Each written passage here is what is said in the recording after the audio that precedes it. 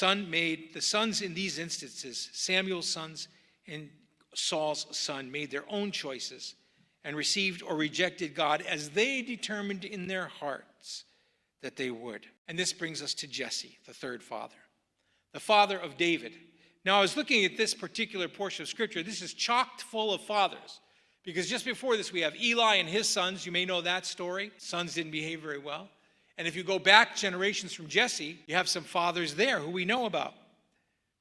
Jesse, the father of David, in the account which I read earlier, Samuel went to Jesse and his sons in Bethlehem. And although he was there to choose one of Jesse's sons as king to replace Saul, he also was there to offer a sacrifice to the Lord. And when he got to Bethlehem, he invited the elders of the town to consecrate themselves and join with him in the sacrifice. Now, this would have probably involved washing their clothes, washing their bodies. There were other things to do to consecrate yourselves, but it was too short a time for them to practice these things.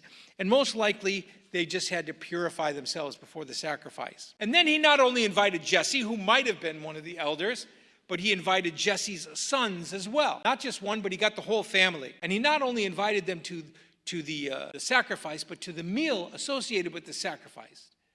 The refreshments afterwards, if you will. This must have seemed a special and curious honor for Jesse, and for some reason, unknown to him, his sons were invited as well.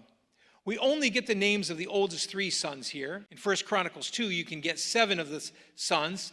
We always seem to be missing one of the sons' names. 7 sons and 2 daughters, one of whom was Abigail. But it's clear in this case that the oldest of the sons, Eliab, was the most impressive.